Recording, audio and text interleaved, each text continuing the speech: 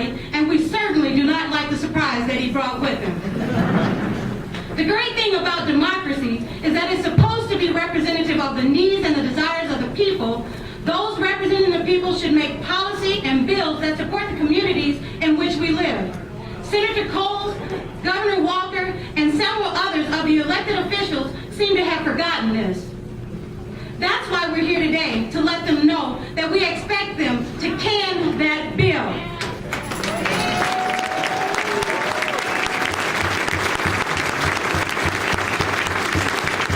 The other surprises in the bill will have an adverse effect on so many of our middle-class families that it could cause many people to lose their jobs, homes, their health care benefits, and much more.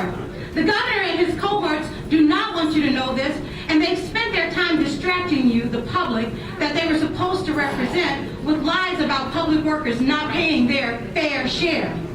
Well, I have other news for you. I'm not just a public worker. I, along with my peers in the public sector, are also taxpayers. I've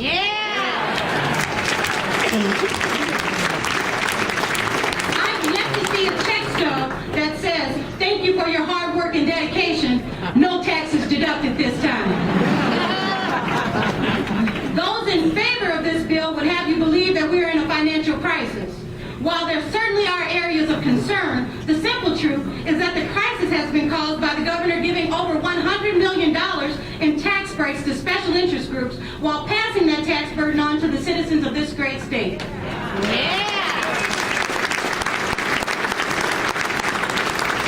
Is there anything fair about that? No. He'd like to save another surprise for you now by waiting to delay the presentation of his budget another 2 weeks.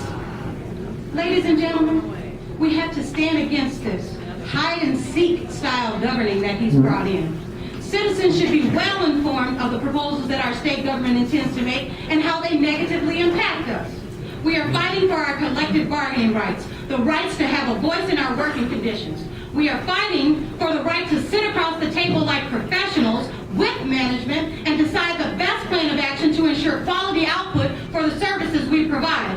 We are fighting to maintain a middle class in America.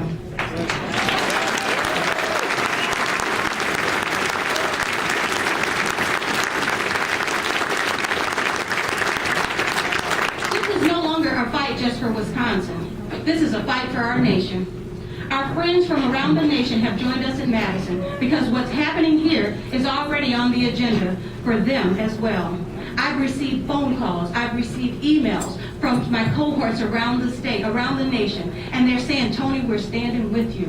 We know that this isn't right." And half of them, like I said, they brought buses to Madison. And let me tell you, that just makes my blood boil. And it gives me chills to know that people do recognize that this is a United States of America that we live in. We aren't going to take this crap anymore.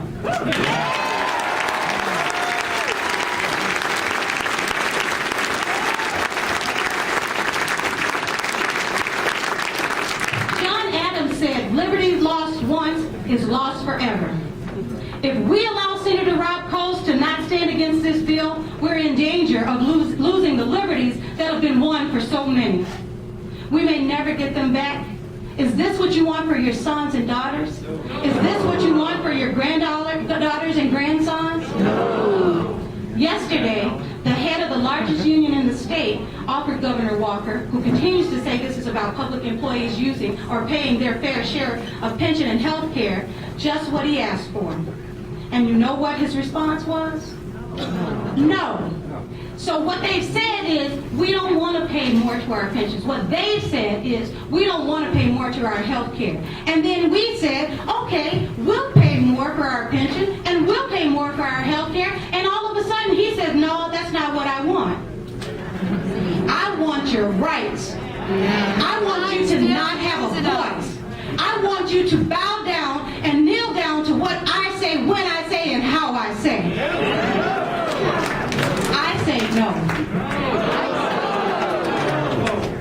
A clear no.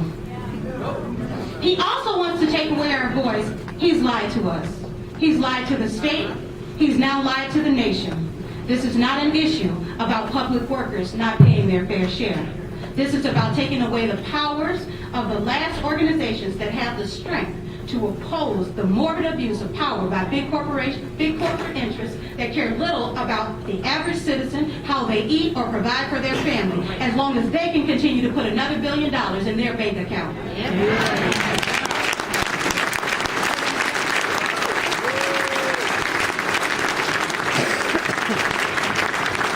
You have come out today, and we appreciate you.